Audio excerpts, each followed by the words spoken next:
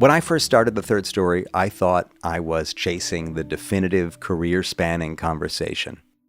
The one interview to rule them all. And that's why for the first decade, I didn't often repeat the guests I talked to. The only person I regularly spoke with more than once was my dad. But over time, I came to realize there's no such thing as a singular definitive interview with anybody. From one day to the next, people change their stories. Over the course of months or years, we become different people. There's a quote often attributed to the Dalai Lama that says, every 7 years, all of our cells are replaced, and that we're literally new people.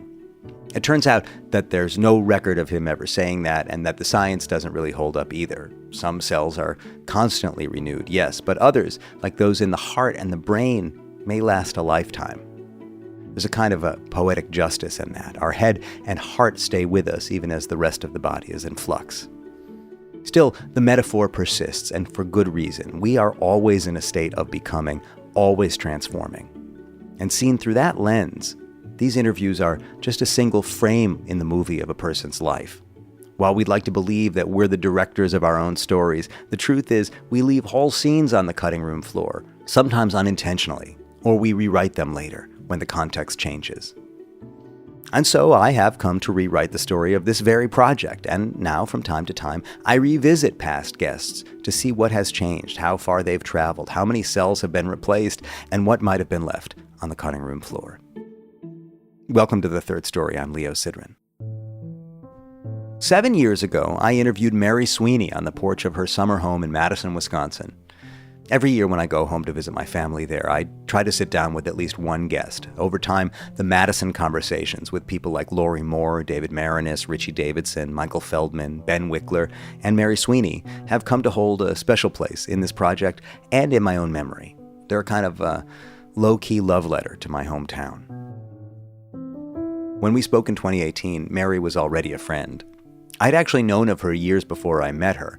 She was like a phantom to me when I was in college at the University of Wisconsin. She was a Madison native who lived in LA and edited films with her partner, both in work and in life, David Lynch. And I heard that they spent their summers in Madison. I didn't properly meet Mary until after I'd moved to New York, but one summer when I was back home, a woman approached me after a show that I had played, and she said that she was Mary's assistant, and that Mary wanted to talk to me about scoring a film she was working on. So we met for lunch at her family's restaurant. She comes from a big Madison family. And we got to know each other a little bit. I did not end up doing the music, but that meeting was our start. Over time, Mary became close with my parents, and I started finding myself at these epic daytime parties with wine and limoncello and sprawling afternoon-long conversations about art and craft. So by the time we sat down to record that 2018 interview, we had a kind of shorthand. But good dinner party banter doesn't mean that you know someone's story, not really, and I wanted to know. How did she go from growing up in Madison in the 60s to collaborating so intimately with one of the most iconoclastic directors of our time? How did her story intersect with the broader arc of late 20th century film? By the time we spoke, she had established herself not only as a film editor and a producer, but also as a screenwriter, a professor, and a director, too. And I wondered, what did it mean to be the editor and the producer behind films like Lost Highway, Mulholland Drive, and The Straight Story, which she also wrote? And what was it like to do that kind of work with someone you also shared your life with?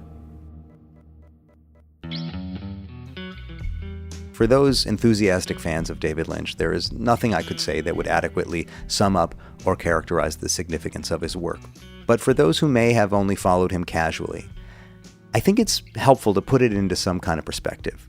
He really was one of the most influential and visionary filmmakers of his generation. A recent reminder of his reach came earlier this summer when the New York Times published 2 lists of the 100 best films of the 21st century so far. One of the lists was made by film professionals and the other by readers. And David Lynch's Mulholland Drive, which was edited and produced by Mary Sweeney, ranked number 2 on both lists. So Mary and I had our conversation back in 2018, and it was rich, wide-ranging, intimate. But I hadn't really thought about it much in the years that followed, even when Mary and I would run into each other. When Lynch passed away in January and the tributes and obits began to roll in, I realized how little attention was being paid to Mary's contribution. While they had remained connected, both their professional and their personal relationship was over by then. It became clear that our podcast conversation was more relevant than ever. So I reshared it. In my post at the time, I wrote that the conversation had deepened into something more resonant, more nuanced, and more important in the wake of David's passing. I called it a time capsule, a snapshot of a moment that would never happen again. But I also knew intuitively that Mary's story wasn't finished, that her perspective had inevitably shifted. And sure enough, when we spoke about it a few weeks later, Mary told me she was hoping to revisit that conversation, not to correct it necessarily, but to expand it, to pick up a few scenes from the cutting room floor, and to write a few new ones. So we agreed to meet again, this time in Paris in June. I was there performing, and she was on what has become a kind of annual pilgrimage for her. So nearly 7 years to the day from our first interview, we sat in her Saint-Germain hotel room to talk about meaning, time, transformation, and what Paris means to her now. What's remarkable to me about this conversation is how it contains both growth and grief. She's in the thick of processing something major, reckoning in real time with the weight of legacy, love, and loss, and how to move forward.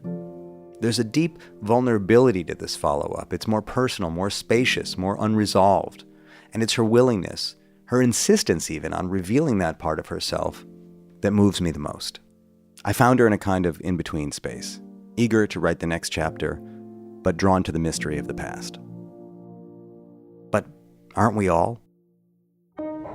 If you would like to revisit the past episodes of this podcast, visit third-story.com unreluctantly, and you will find all those wonderful Madison episodes, including my first talk with Mary, and hundreds of deep dives with members of the creative class. My Substack, leosidran.substack.com, is where you'll find all the latest posts, podcast and otherwise, like my recent reflection on seeing a Fish concert while tripping on mushrooms. And don't forget, we are made in partnership with WBGO Studios. Visit wbgo.org/studios to discover more about their award-winning content. Here is me and Mary Sweeney in a Paris hotel room, talking it down. I loved walking into this Parisian hotel room just now and hearing you order coffee in French, because it's like a proof of something that I know has been real for you for a long time. This is a part of your life also. Absolutely, yeah. We made a lot of movies with French financiers.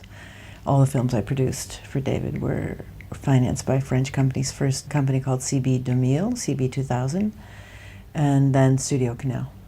Yeah. So what do you feel when you come here? You know, I've had many lives. I came here as a student. When I was in the university, I came and took a summer language course. And then I came back and lived here for a year after I'd been out of college and working in New York in publishing for a couple of years. And, had no money at all. Then I just would try to come back whenever I could. Then there was a long period of time where my life just didn't include coming to Paris. And then, amazingly, it became a very important part of my work with David, and it became a huge part of David's life, and a really important part of his life. I mean, the films he made, once we started being financed by the French, he had total creative control over those films. And it went from, the first one was Firewalk with Me, which kind of ripped the lid off of Twin Peaks, and then Lost Highway, and The Straight Story, and Mulholland Drive, and Inland Empire eventually was picked up by Studio Canal, although it was fairly self-financed for a long time. Do you think it's a function of France or of David that they wanted to support his films? What do you think they recognized in him that wasn't being recognized in the States? Well, what they recognized as a cultural nation is the creative rights of artists, and they cherish and honor the creative rights of artists. For example, if a film wins at Cannes, the director goes up and gets the award and takes it home, as opposed to the producer. The producer who gets the Oscar. So most strong filmmakers like Chris Nolan, people like that, they take a producing credit, so they're up there. But by the time he was approached by this man, Francis Bouygues, who was creating this company, or he bought the company, a small production company, CB 2000, in about 1990, I think. He had just retired. It was at the head of Bouygues International, a giant construction company. They built the Channel, huge company, very wealthy. And he retired, and he loved cinema, and he just wanted to start making movies. So he basically created this company, and with counsel from a couple of cinephiles, people working for a long time, as reviewers, as producers in the French film world, who counseled him that if you give them Final Cut, they will come. So they built a stable of amazing filmmakers: Amir Kusturica, Wim Wenders, Pedro Almodovar, Jane Campion, David. But David was the beginning of it. And the first film that they produced was Twin Peaks: Fire Walk with Me, and it went to Cannes in competition and didn't really do too well, but that's all been rewritten now. What do you mean? There's been a real revisionist perspective on that film, and also on Lost Highway, which were not well reviewed. And Twin Peaks: Fire Walk with Me was a bitter disappointment to people who were wanting Twin Peaks TV and got Twin Peaks a David Lynch feature. So this was kind of, I mean, David's lawyers and David, and we all were sort of skeptical. It didn't seem like it was real, that this very wealthy man was going to give people the budget and leave their hands off of it. And did he recoup? Did he make his money back? Yeah.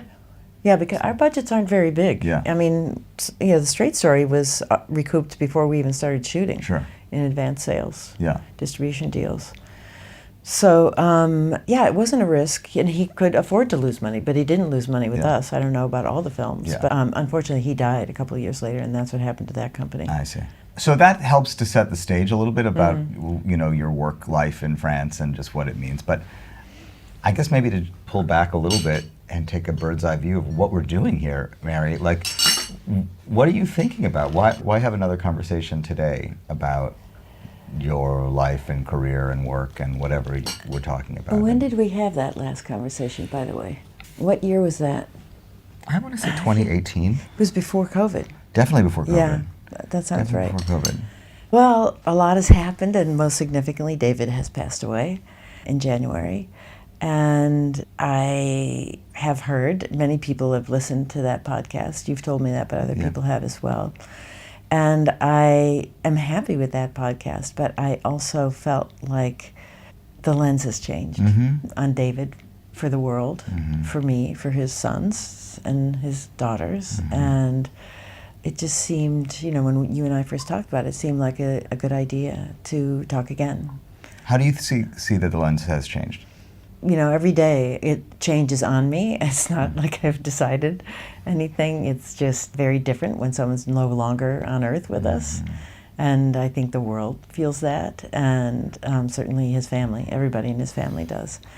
And so I think it's sort of, I'm sure that people who worked with him and haven't been in touch with him for years, you just go back and you relive things. And so even though we've been divorced for 20 years, it's still a significant loss. So part of the lens is second loss is a different loss. Divorce is one kind of loss, and then death is another. Yeah. And it's not really that far into things. I mean, the grieving process is, the first year is every part of it is different, especially for his children, I would say. And I was surprised that I was going through things, but there it was, Maybe in part because you have a son together, and so as he's mourning his father, you're mourning it in multiple ways. You're mourning for him and with him, and also for your own loss. Yes, it's very different, to be the child of someone like David, or to be the child who loses a parent. But I'm just, things impacting me, surprising me, that I didn't really expect. And that's changing still. It's such a layered relationship because you have a deeply personal relationship and a professional relationship.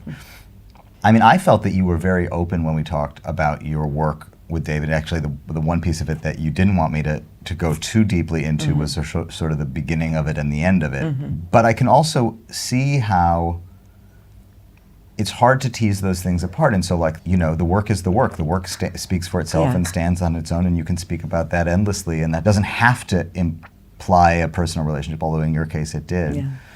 So I can imagine that it's just a lot of pieces to try to untangle and process. Our life was tied up in work and personal, absolutely interwoven. So, of course, memories, coming back to you, and of course, so many people who you knew in all those years who want nothing more than to talk. I've met with a couple people in Paris this week who were very important in David's life, and it's really great to talk. I know, we're just processing it. All of us are processing it, and you find out all these things. I introduced David to tandem when we first started coming out there, and he didn't really have much practice making prints, and that really took off for him at tandem. So every time he came, he was making a lot of work To there Wisconsin. every year. Yeah. And we were staying in Wisconsin for long stretches then, because Riley was not in school yet. I remember hearing that he was there, and that it was like a phantom. It was like I would hear that David Lynch had come in There'd for been dinner. sightings, There'd been yes. sightings like Bigfoot, but I never saw him. And it's never. So we bought the house in 1992 when Riley was Yeah. born, but we didn't start using it until 93. We made some changes. Yeah. And so, yeah, before Riley, as long as we weren't shooting, and, he had our boat, our beautiful boat there, and he was really enjoying the break. As much as he loves LA, he really loved being in Madison, and we would, put the golf clubs in the boat and go over to Bishop's Bay and golf with my brothers. So how who many? belonged over there. A month a year, or a couple months? Well, a year? no, at the beginning, we came out to Madison when Riley was like a month old. He was born here in Paris. I don't know if you know that. No, I didn't. Yeah, so we were presenting Twin Peaks Firewalk with Me about the same week that his delivery date was. I see. And so either David was not going to be present at Riley's birth because he'd be here, in competition with the film in Cannes, or I would go with him and I'd have the baby here. And I was very cavalier. It sounded like a great idea to me. So how far in advance did you come? I came over maybe 7.5 months pregnant. Right. Yeah. And already they kind of It's pretty late. discourage that, yeah. People were kind of nervous about it, and everything went well. And they flew us first to New York and put us up for a couple of days there, and then flew us to Paris, 3 hours on the Concorde. On Concorde. Yeah. Amazing. So we were quite early. I think we were about 6 weeks before the Cannes Festival, and we were in Paris all that time. And I went to see the doctor, and he said, everything looks great. You can go to Cannes. I don't see any problems with that. It's a short flight, etc. So we did, and when I came back from Cannes, the next day I went back to see the doctor, and I had an ultrasound, and they discovered that Riley was breech. So I just came back that night, and they had a C-section the next morning, and everything went fine. It was great. Okay, so Riley then is a few months old, and Yes. you've been through this experience, and you decide to retreat to Madison for the summer. Yes, we're going to go to Madison. We don't have the house, and David gets the boat brought out from where it was, and we're staying with my mom, who lives on Lake Mendota and has, very small 2-bedroom house. And Mom vacated her master suite and gave that to me and David and Riley. And we were there for 5 weeks living with my mom, and it was really great. Did they get along? Well, my dad was gone by that time, but David loved my mom, and he loved my family, the whole family, and they loved him. That was really great. That was a beautiful thing, to be sharing that with my mom, living with her. She was really happy, loved having us there. And then we bought the house that summer that was just up the shoreline from my mom's, and both my sisters also lived in the same area on the lake. I mean, in the first 4 years of Riley's life, 5 years maybe, we were out there for long stretches, not just for the summer, because I wasn't teaching then, and Riley wasn't in school, and we weren't shooting anything. We weren't in pre-production on anything yet, so that was really great, and it was very nice. He had a workshop in the basement, and he started going to tandem, And you were in LA the rest of the time? The rest of the year, we'd go back to LA, yeah. Was he recognized more in LA than he was in Madison, or was he not? Definitely. Yeah. Yeah, no, he could go to the hardware store, Yeah. As That's what himself that's in what Madison. I'm thinking, if maybe there was something kind of like a relief of just being able to live a little more of an anonymous. Yeah, maybe. I mean, he was very happy there in Yeah. those early years. Like I said, we were golfing a lot. We were fishing a lot. Did you have, outside of your family, did he have friends? Did he connect with Madison? people in Madison? No. He didn't really get involved in he this doesn't. scene. He's too busy making art wherever he is. He doesn't. Did he have friends? We were all really busy working on movies. That took up all our time. Yeah. And all our friends were with us. The crew, the lawyers, the agents, the whole kind of thing. That's what our circle was. Yes. And, and there were people who were consistent through all those things, like the lawyers, and then people that repeated working with him. But everybody at that time, they were doing other projects, and there was a lot of time between David's projects. But he is definitely someone who's really focused on using as much time in his life as he can to be creative and make art. I notice that I keep talking about David in the past tense, and you are talking about him in the present tense. Oh, that's interesting. Which I think is beautiful, and also it's like he's still real. He still is a presence, a reality in your life. Yes. I mean, he's been a huge presence in all our lives. I mean, looms very large in everybody's life. But it's interesting you say that, because I've been reading certain books by this man named Juhani Palasma. He's a very renowned Finnish architect, really a beautiful person. And I can't remember how I stumbled upon him, but I first read this book, The Eyes of the Skin, which is something that I think most architectural schools have people read right in the beginning. He's very focused on the experience, the importance of our sensory intelligence in shaping our consciousness and in being creative and sourcing creativity. And something that is very beautiful I've learned from him is how, if you read a lot and your mind is open to things, you have many friends in life. Many of them are from, ancient Greece or ancient Rome, and their art influences you and their writing influences you. So, I mean, David will always be alive for me, and he's always going to be alive for the world. So that's not something that's just unique to my personal relationship with him, I don't think. And I didn't notice I talked about him in the present tense. Because I guess I probably talk about him semi in the past tense, too, since we're divorced for probably 20 years. Well, that's what I'm asking myself. Like, I wonder if he's more present now in a way. Yeah. I think a big part of what this is, like, as you say, certain things are coming into focus, you're thinking about things differently, they become more real for you. Because there was sort of that question, you were in that sort of little middle space with what is he to you, what are you to him, what were you to each other? When we last spoke, you When mean? we last spoke. Yeah. Well, I think that's part of what I thought would be a good idea, because that's changing. It's still changing. That's the thing. It will continue to change.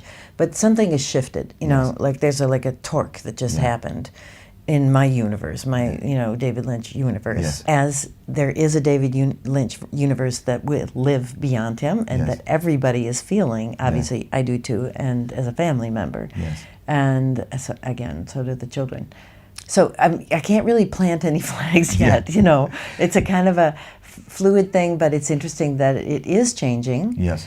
Because I don't really understand it, honestly. When we spoke on the phone last month, it seemed like two things were happening at the same time. One was that you were really being flooded with a lot of these feelings and these memories and these thoughts. And the other is that your own personal creative impulses were really firing up again. Like when I talked to you, I almost couldn't keep track of how quickly your mind was moving in thinking about what you want to do and ideas that were coming to you and projects that had been suddenly launched. Is that still?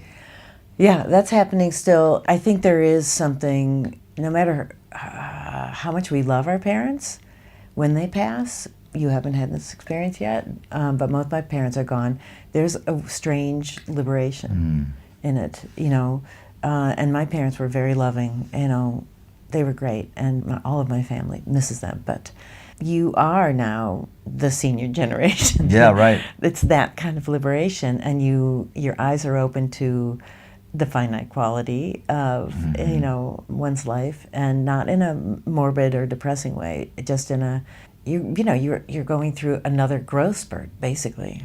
When your parents die, you have to grow up. Yes. But David isn't He's your parent. Not a parent, but no, he is a very essential part of my personal life and my creative life. Yes. And there were just certain things that happened, like, first of all, it's very hard to get to the point where you're editing anything. Back in the period, I think I talked about this a little bit, film editing. Particularly as a woman, I think it was. Used to be there were a lot of women in editing originally, and then men dominated it. Now, there's always, it seems to be, a lot of women editors, not necessarily getting, but editors generally don't get much limelight, like many crew members. But I was talking to somebody about the shift from film to Avid or to digital editing, and how I'd already edited several films on film, and begun to sort of develop this visual style of layering and painting with film, basically. But once I, started editing on an Avid, I could put up 6 tracks of video and just start playing with it. How do you do it with film? Are you actually layering 2 pieces of film over each Back other? when it's film? Yeah. Oh, it's an incredible, laborious process where you take the work picture and you mock up, let's just say a simple dissolve, right? So you have a 6-foot dissolve. Yeah. So there's 3 feet. Yeah. Then it's, the midpoint of the dissolve, it's 3 feet in, right? So you can only cut the work picture up to 3 feet, and you pick up the next shot at 3 feet. You don't know really. You look at it, you run it, I would literally put them both inside the cam and run it to see, if the camera ran out or anything like that, big mistakes, but also just to get an idea of like, how's this gonna work? How's the light working with the light of the shots? So it was very clunky, like a dentist with pliers to pull teeth. But then, you would mock that up, you'd have that laid out where you cut that at that midpoint with the work picture, and then you draw that grease pencil line you used to always see sometimes on changeovers, back to where the beginning of the dissolve was and down into the next shot of where the end of the dissolve was. You would send it to the lab. The lab would pull the original negative.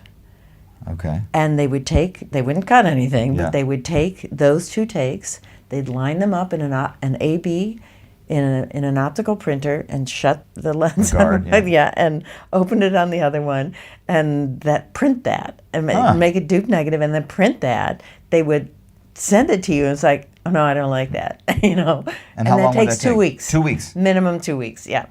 So then you're starting on Avid and you're waiting for it to render and it's like, for 10 minutes, for an hour, you're annoyed. Yeah.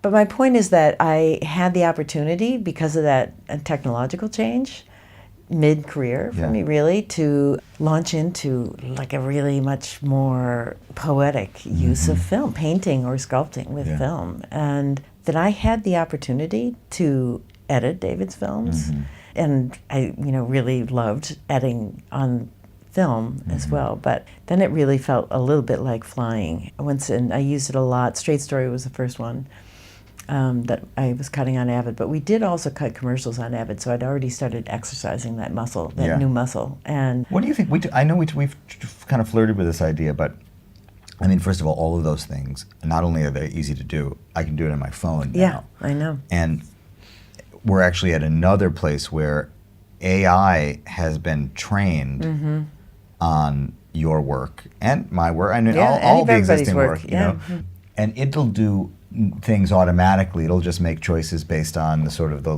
visual language of whatever you kind of prompt it to do. I mean, what is your sense of that? Like, what that's going to mean for the whole craft? Well, it's the same thing for writing. Screenplays are doing the same thing. The difference is really simple. I was putting these things together because there are certain combinations. It can go just a straight cut from like a change in key in music. Something physiological and emotional happens to people hearing it, people watching it. It's very powerful, and it's a purely emotional brain, beautiful marriage.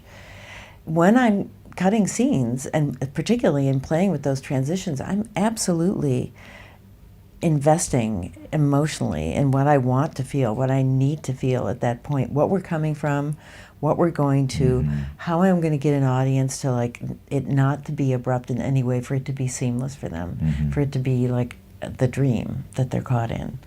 And I don't think AI can do that. Yeah. I mean, I guess if they get sentient, maybe, but we change, our emotions change every second.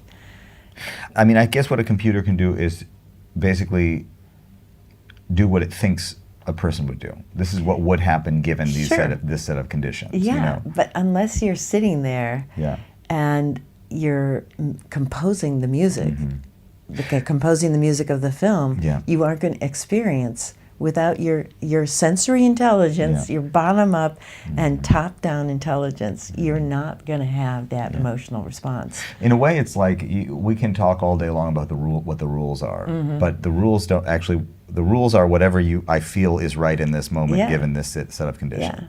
And the rules are broken with every movie. Every person who's a different person making a movie but having the same emotional and hopefully universal experience in life that they want to put in that film, that they want people all around the world to feel that from their film.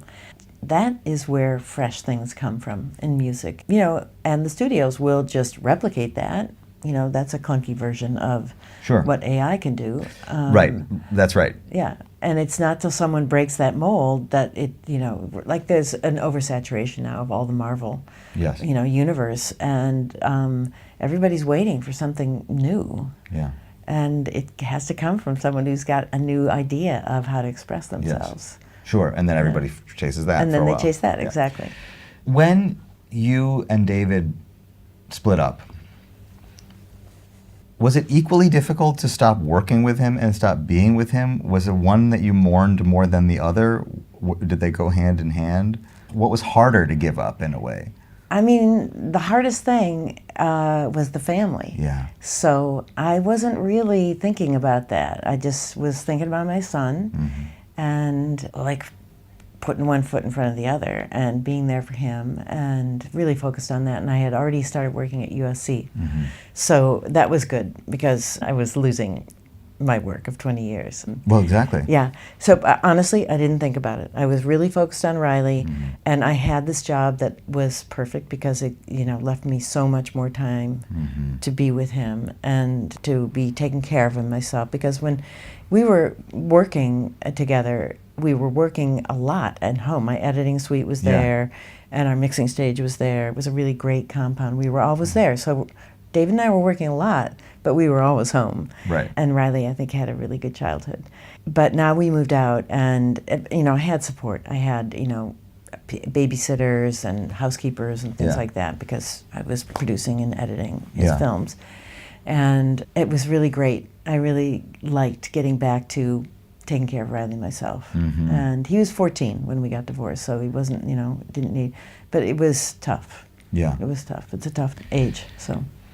Were you surprised when your marriage ended, when it came apart? Yeah, I don't think we're going to talk about that. Yeah. Okay. Yeah. Okay. You say you weren't thinking about work. Yeah, I'm not sure we want to talk about. I will talk about that in that there is part of, I think, things I'm going through since David passed away, which I wasn't expecting. Yeah. Because I've really normalized my life, and I will always love David. Wasn't in love with David anymore, but we just had such a great ride, and such a productive, beautiful life, and a beautiful son, and many things that we were grateful to each other for. Yeah. But I was surprised that I guess because I was, as I just said, putting one foot in front of the other and focused on Riley, there were things that I didn't really address. Yeah. And really, it was really important to me not to be angry and not to be bitter, because that just folds back on yourself. It has zero impact, positive for anybody, for me, for David, for Riley especially. Yeah. So I think that there were things that emerged and are emerging and I'm working on that I sort of put in a box and didn't think about back then. So I also never really thought about the fact that I was losing all this work. And I had already been teaching for a couple of years as an adjunct, and the year we got divorced, they hired me full-time with tenure. So it just, God closed a door and opened a window. Your work was, the majority of the work that you've done, the biggest projects that you've done before you started teaching, were very specific and very unique. You had really developed this language. It was very much your thing. But, I'm not entirely clear even all of what you teach, but it seems like you're teaching more than just the career of Mary Sweeney. Did you have to sort of pick up and think about what your ideas were and how you would want to teach? At the time, I'd already, as I said, I'd been teaching in the screenwriting division. I was just, dropped into, as an adjunct, teaching feature screenwriting. And because I was editing for so many years before I actually wrote the screenplay to Straight Story, I had internalized a very strong editorial sense of the ebb and flow of a feature film. So it was very natural for me to get scripts, read them, and give notes. It was like falling off a log, and my notes are really good. And I also, it's that emotional investment I make when I'm cutting a scene that I want to feel these things. Part of that is dependent on seeing in performance and in lighting and in in the material that's not written. It's, the language of cinema, in finding in that the voice, the emotional core of a scene and then a sequence and then the whole film. I had that same ability in reading scripts where I could, it resonated for me, things that seemed authentic to the writer, even though I didn't know these students at all before getting their scripts. So I was a really natural, good feature screenplay teacher. But that's what started this whole class I started, and so now, that was 2006 when I was hired full-time. Yeah. And then in 2011 was when I started this class called Dreams, the Brain, and Storytelling, that came out of the fact that I was reading all these really fascinating articles, like in everywhere, the newspaper and magazines and books. There seemed to be an explosion of research about the brain and creativity and behavior, and maybe tied to some development in the fMRI research, not sure, but all of a sudden it was just in the media and in the ether. And these things were really connecting with my own creative process. Yeah. And I realized that I wasn't really understanding how to articulate my creative process to my students. And so I decided to create this class, and I would explore it with them, and it would help me, and that's exactly what's happened. And it's helped me identify like the artistic skills that I have that are storytelling skills, but they're with cinema, the tools of cinema as an editor, and also writing, screenwriting. But that again is informed by having internalized that, that 2-hour, would that they were all 2 hours, narrative structure of a feature film. I've talked to Laurie Moore about this a bit, I've talked to people who teach a little bit about this, just the nature of when you are somebody who makes things yourself, and then you're also tasked with teaching and fostering other people's creative process. Are they feeding each other? Does teaching take you away from your own work? Does it inspire you? Does it frustrate you? Yeah. Is it all of the above? Some of the above, definitely, because what happens is I instinctively pour a lot of my creative energy, as I just described. Editing film, it goes into that, and reading a script, it goes into that. And so I'm using up a well of creative energy. It makes me a better teacher. Yes. But it doesn't leave me, full of energy at the end of the day to go home and make something. Yeah. But on the other hand, as I read such a variety, such a range, very beginners to incredibly natural writers to people who are really working hard and very successfully on it, that I just learned so much about, good screenwriting.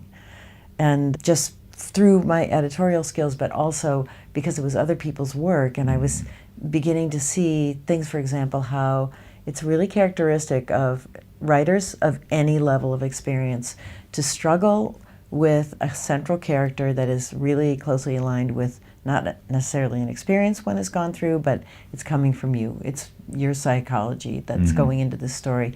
And I found so often, and the more inexperienced they were, the more often it happened, that the central character was almost only identified by their relationship with this cast of secondary, tertiary, fabulous, three-dimensional developed characters.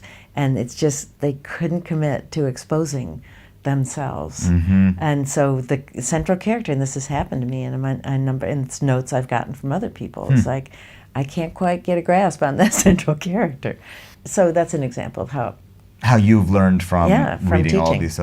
Well, I think that's what I'm trying to kind of make my own peace with as I think about teaching, and I've just dipped my toe in the water a little bit, is understanding, but at the high school level I've been teaching a little bit in Long Island for the last few years, and I think the thing that I'm trying to realize is that the great teachers are not necessarily the ones that know everything. They're the ones that help you find it and find it with you. Yeah. No, I think that's right. And I think higher education, all education is beginning to understand that. Yeah. And so my course, which is really hard to define, is wildly popular. Yeah. Because, well, one reason is we watch a lot of movies in a beautiful theater. Yeah. And many people have seen these movies, but not on a big screen. Yeah. They watch it on their computers. And so part of the message, the experience, which I articulate to them, at the beginning of the semester is that I've curated Yeah. this series of films, and I refresh it every year, like an LP. You know, there's a rhythm, an ebb and flow to what we're watching, and every week, because we're in this room together in the dark with 5.1 sound, actually, I guess it's Atmos, and a big screen, we are all simultaneously having an emotional experience that we're sharing with one another, and we're sharing it from week to week. And at the end of the semester, we have a 15-week emotional shared experience. With each other. Yeah. That really resonates with me. My dad and I had this kind of breakthrough in COVID where we had spent months not together, watching music online. And then I went to Madison in August of that year, and we watched music online together. Sitting next to each other. Sitting next to each other, watching a live stream. And the experience was so different of just the two of us. Yeah. Synchronizing and breathing together and watching this. And reacting. And reacting. That's the thing. You're reacting. It's a shared, unconscious, 60 people unconscious experience. But it also raises this question of cinema in general. And, well, we know that most content, which is what we are reduced to being makers of today, is consumed on the phone or on the, you know, maybe on a nice TV in somebody's house, maybe, with but good like, sound, but it's just one person, two person, maybe two people. Yeah. So how do you think that's changing the process and the experience of making? I mean, the cinema? people who love cinema and who make cinema, they're still making it to For be the seen theater. and heard in a theater. The best filmmakers and the new young filmmakers, everybody wants it. And they make it. They spend the time in the mix, and they, you know, the way they shoot it, you know, and, you know, The Brutalist, you know, shot in VistaVision. You know, it's just. What did you think of The Brutalist? No comment. Okay. But they shot it on VistaVision. They shot it on VistaVision, and you know, it was an homage. And that filmmaker was absolutely intent on it being experienced in a movie theater. Is there a contemporary film, a recent film that you've seen that you would comment on? Is there something you've seen recently that you thought this was, or that you would want to show in a class, or? Well, I mean, so some of the more recent things that I show, some of them aren't so recent now, in the class, is I show, I don't know how old this is now, Steve McQueen made a TV series called Small Acts, Steve McQueen, 12 Years a Slave. And there's one episode in there called Lovers Rock that I have been, so that's a 70-minute, it's, you know, a series. There's something about that film that is just completely immersive and mesmerizing. I'm trying to put myself in a position of thinking, if somebody asked me a question, and I'm making no assumptions about why you said no comment, if somebody asked me a question that I don't know if maybe you know people that are involved in it, or you just don't want to be on the record as having an opinion about something, You know, I have opinions about, because, you know, it's very rare to make a movie that everybody loves. Sure. And everybody has movies they love. Yeah. And there are many, many people who just don't get our movies and never will and don't care. Yeah. So I am being that way out of respect to the time and energy and life and passion that people put into their movies. Sure. And also I'm an editor, so I just inevitably, see things. It's not so much that I see things, it's, you know, I just feel things, and I'm not feeling things is more often the problem. And that is, you know, maybe an overly sensitive perspective. Sure.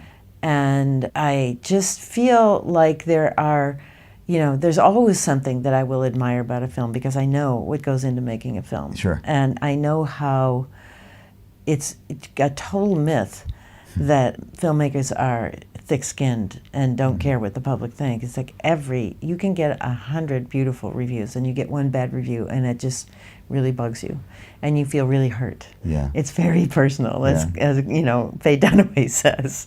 It couldn't be more personal. It's funny. Sometimes I have been, as the podcast has gone on and on, I've been approached to have opinions or be have a more critical ear. And some musicians have contacted me and said, you have a platform, you have a responsibility. And I've always said, I absolutely do not have that responsibility. All I want to do is talk to people about their experience of the work. I'm not here to actually pass any judgment on the work. Yeah. And I very much relate to what you say, which is like out of respect for the for the human. artist. Yes. Yeah, for the artist. Yeah. artists and scientists are really, really important right now, and Yeah. that's something else that has come out of the class. As I've collaborated with a neuroscientist. He lectures one class every year, and then we made the podcast too during COVID, where we alternated interviewing neuroscientists and artists. It wasn't anything I thought about consciously, but I also think that that's something that's happening in the world.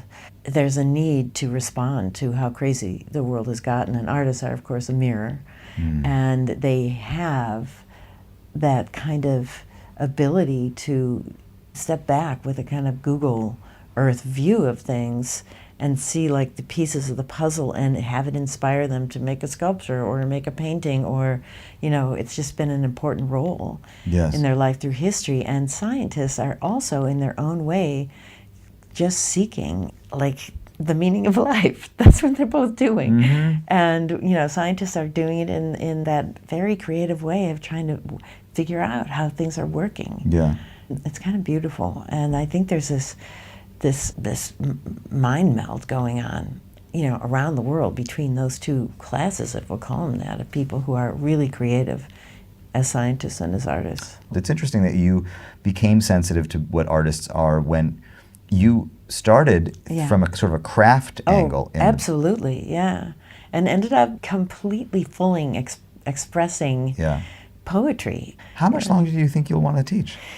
I'm now the chair. I have a 3-year commitment, 1 year down, 2 to go. And I would, like to honor that commitment. And I feel like this transitional period that where all of the higher education is in right now, and that, again, to speak to the importance of scientists and artists and their ability to express themselves. I mean, the old order is collapsing. It's not doing it in a very pretty way either. And there's a lot of damage that's happening in the process. But with crisis comes opportunity also. I said to you when we were on the phone last month, I'm scared because my business is changing. Every area of my business is changing. I'm not going to be able to do it in the same way moving forward. I can just tell AI is some of it, the business itself has changed. And I said, I feel like maybe I have to go get a job. And, and it was funny because I had literally been asking myself,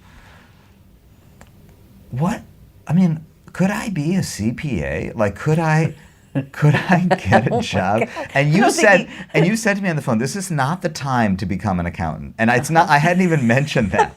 But as I was just running the list, but you didn't say you wanted to be. No, thinking about becoming. But I said. But you said that. That's so funny. And because I was just almost like a little kid. Like, what do you want to be when you grow up? Astronaut, fireman, whatever. Yeah, I was just you start thinking of running. What are careers? What do people do? Yeah, find myself a city to live in. Yeah. And you said to me, this is not the time to become an accountant. This is the time to find opportunity in this. There's opportunity for you, and there's opportunity to be creative, to double down on creativity, which is both inspirational and also like a little abstract in the way, because it falls on us to figure out where that opportunity is. Well, I mean, you have a huge foundation to work from. Right. You've had a whole variety of things that you do, and they all have to do with music, and music is not going to go away. Right. And I don't think cinema is going to go away either.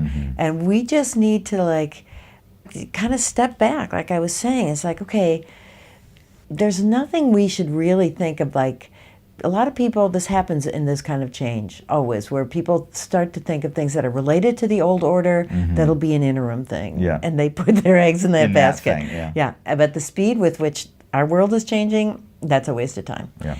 And so, for example, when I think about, this is not something I embrace, but what I think about screenwriting, okay, who is going to be paid for screenwriting?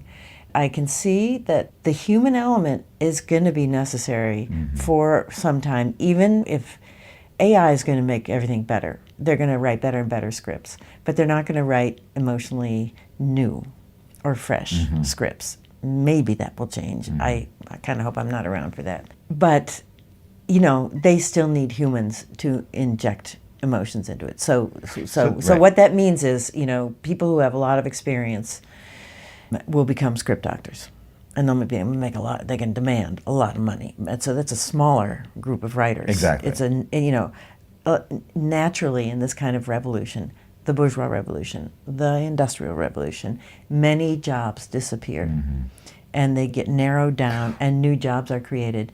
But you are experiencing something that is gonna transcend, Yeah. whatever that is. And even if you aren't pressing enough to see the Yeah. future, you know, it's going to be presenting itself and changing a lot. So you kind of have to, I mean, the image I like is like, we kind of got to like just jump up about a foot off the ground. I'm not suggesting levitation Yeah, or anything right. transcendental.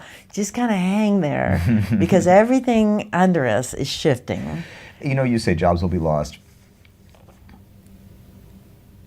Do you sense that today there are many more people trying to make film-related content than there were when you got into the business? I think there are many, many more people replacing making film with short Yeah. things. Yeah, yeah.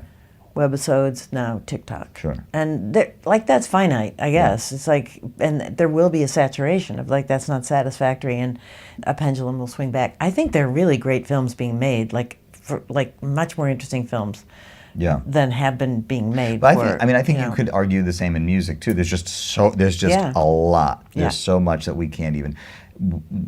There's no way we can even consume it.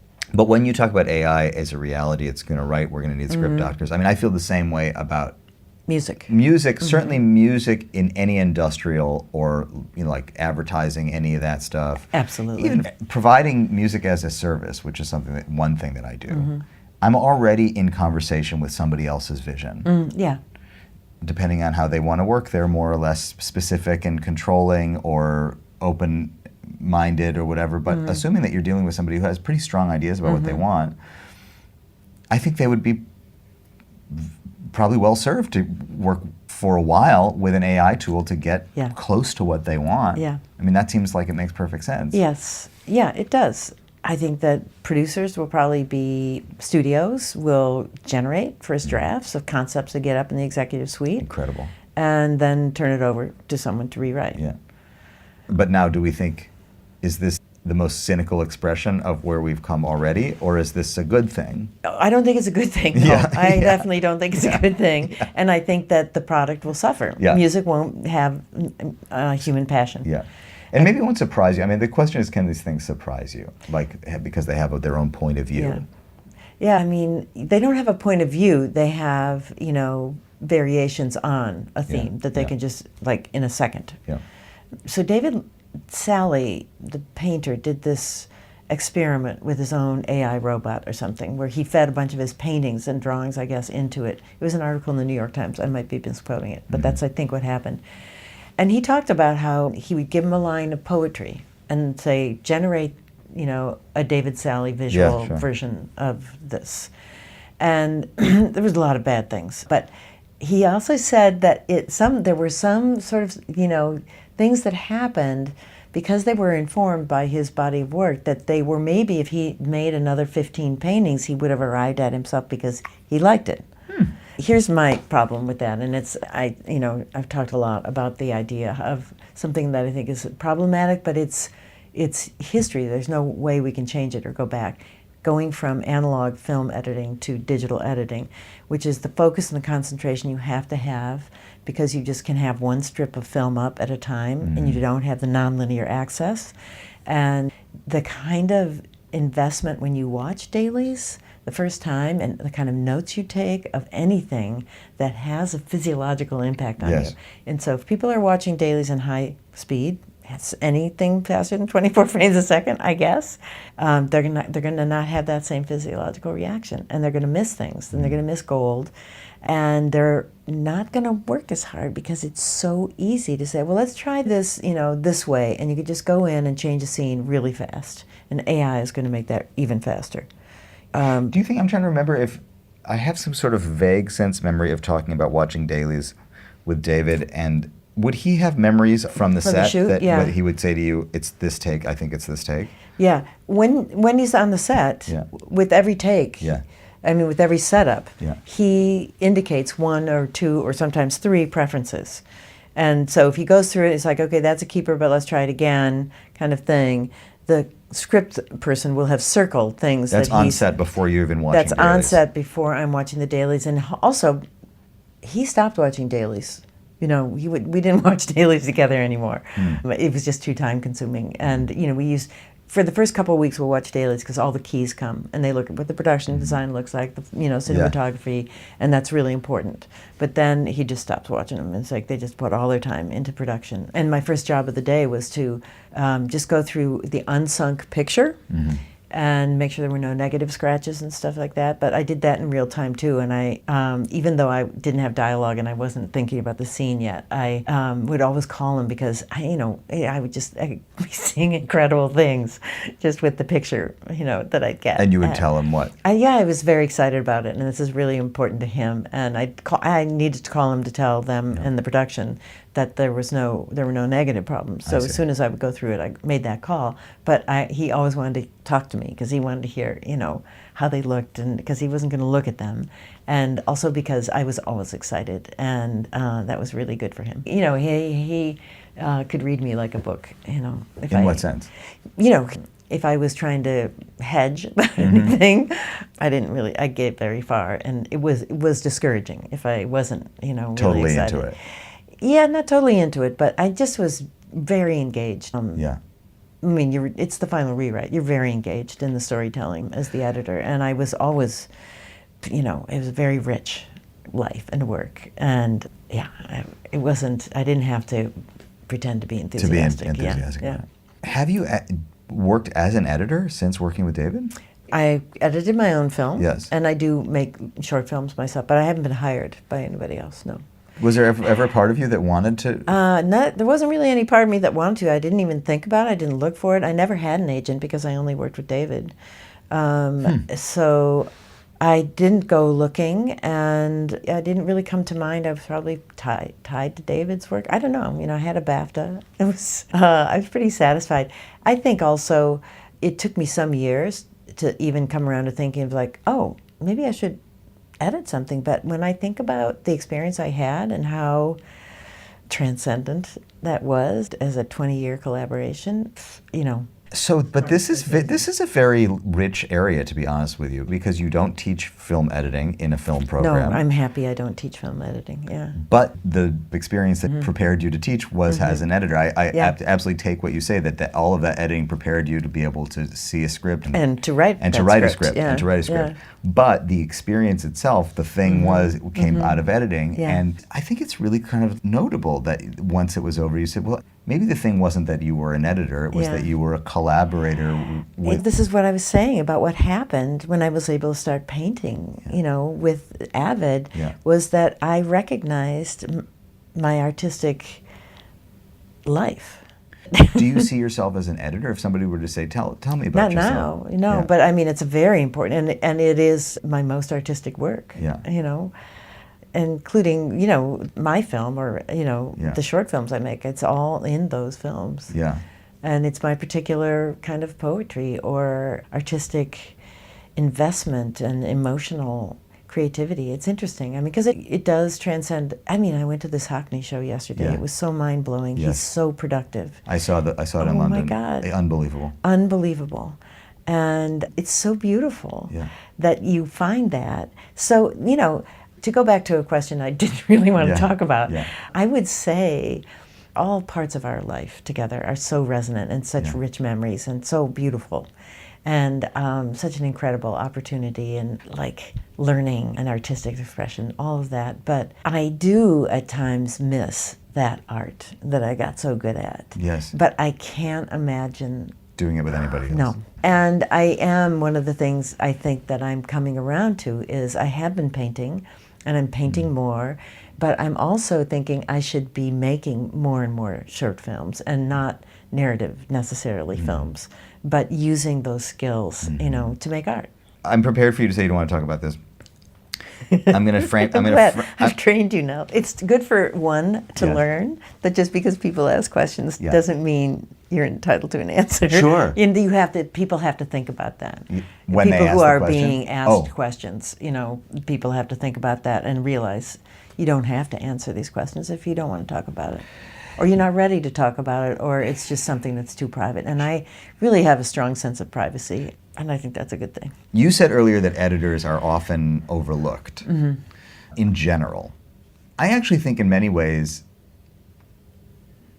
a lot of people did pay attention to your relationship with David and noticed that who's this person that's involved in all these things. And that's why I think that group of women editors that found our interview were so excited that there you were talking about it, because they clearly had been aware of you, but they couldn't find any documents of you talking. Yeah. Nonetheless, it does seem that your participation in his career was overlooked pretty significantly in the major obits and stories that people told about David's career. Yeah. You know, editors are invisible, and everybody in, you know, the immediate vicinity generally of a famous person is pretty invisible. That you know, that's just that fact of life. And you look at any famous person, and you know, may or may not know that their husband or wife is their agent or their manager or their, you know, editor or their producer, any of these things. You know, there's a lot of, you know, media heat on that person. So that just comes with the territory. I mean, I guess what you're saying, I have noted that, and I don't quite understand it. So I don't know what to say about it. Because you were also producing. I mean, if editors are invisible, what about producers? Producers, yeah, they're eclipsed by, you know, I mean, you think of any famous filmmaker, you probably can't name their producers. That's right. Yeah. And they don't care, generally, because they have a lot of control. They don't need and they don't always want the credit or the limelight. The media limelight. Yeah, that has become a dangerous thing now. Right. Part of me thinks, okay, there may be a part of it in which David was complicit. I don't know. But then there's another part of it, which is that the world is complicit in the sense that they need their geniuses to be completely individual, self-sufficient geniuses. Yeah. And also the downside of that is it's all them if the movie is not good. You know, so it's a very lonely place being a director. I'm not saying I'm playing my violin here about it, but that is a real fact of that life. You're very isolated, especially the more famous you are. I mean, I think possibly a contribution is that I don't seek the limelight. And, you know, I'm not ever trying to make a point of what role I had in his life or whatever. I just, my reaction always in my life to any kind of, you know, like shock, like a divorce, is to, you know, really draw into a cave and just, you know, have the privacy to recover. Yeah. And to protect my son, same thing. So who knows, Leo? The world and the film business is a very fickle place, and media can make whatever they want. I'm just grateful that I haven't been made an ogre of for some reason. You know, that's how we have to live these days. But you know, but all of that stuff is happening well before the kind of media world that we live in now, where there's no privacy and there's, you know, viral activity and canceling and bullying and all those things. But everything lasts very briefly anyhow, it seems. Yes. Yeah.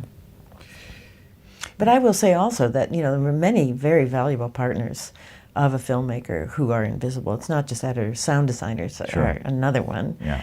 And composers even, you know, it's crazy. Yeah. Yeah.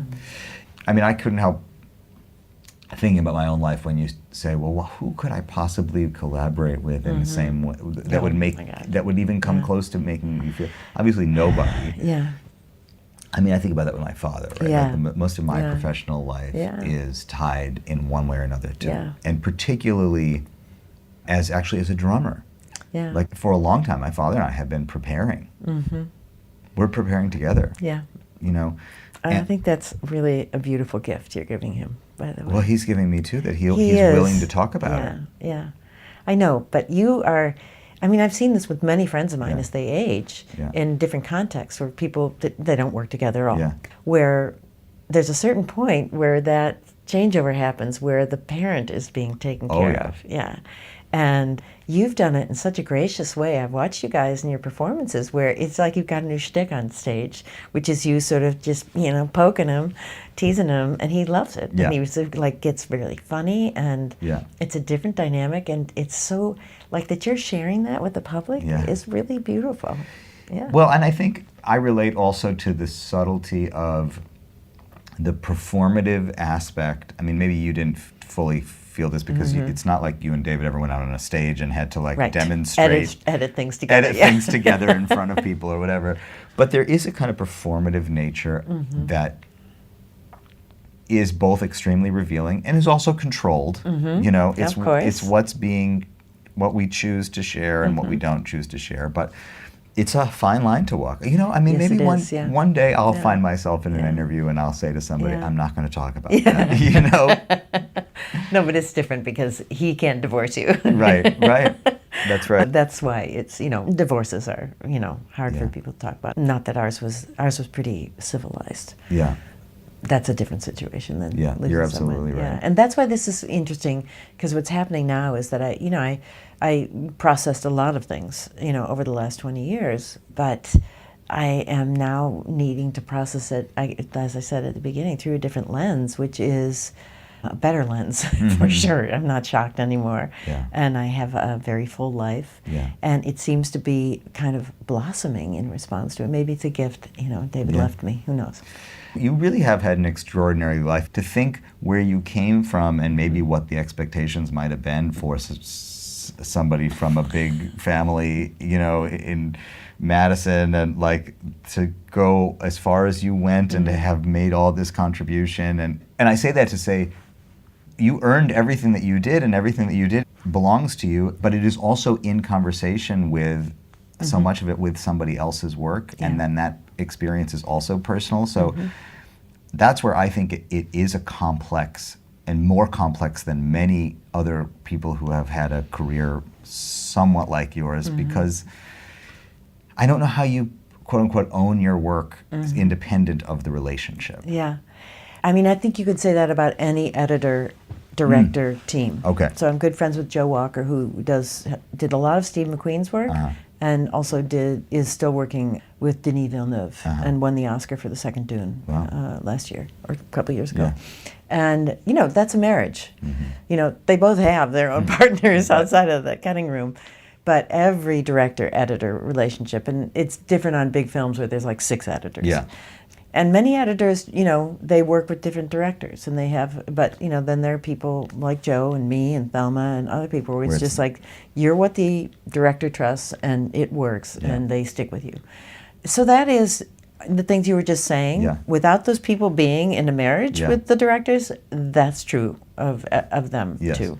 And it is something that is it's really important, and the director and the editor know it. It's a really important relationship, and it needs to be important because it can ruin a film if it isn't, and people will get fired for sure.